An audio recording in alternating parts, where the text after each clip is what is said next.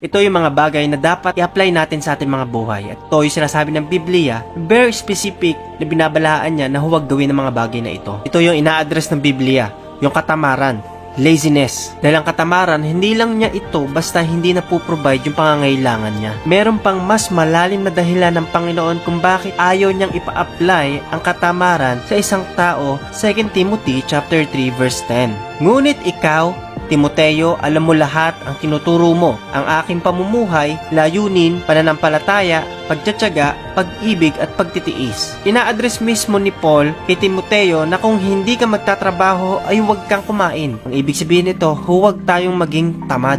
Lack of diligence. Kapag ka meron kang responsibilidad at tinatamad ka, ayaw mong gawin yon, nawawala po yung paggawa natin doon sa work natin, doon sa responsibilities natin. Pakinggan mo ako maigi kapatid. Man should not be lazy. Hindi dapat maging tamad ang isang lalaki. The Bible rebuked laziness. Faith demonstrated through action. Tatandaan mo to kapatid. Nire-rebuke ng Biblia ang katamaran dahil ang pananampalataya ipinapakita sa ating mga gawa. This is faith. Live out in everyday actions, charity, stewardships, works. Ito dapat ang maging buhay ng isang Kristiyano. Produktibo, may layunin at pinaparangalan ng Panginoon. Purpose, productive, and honoring God. Ang totoo nito,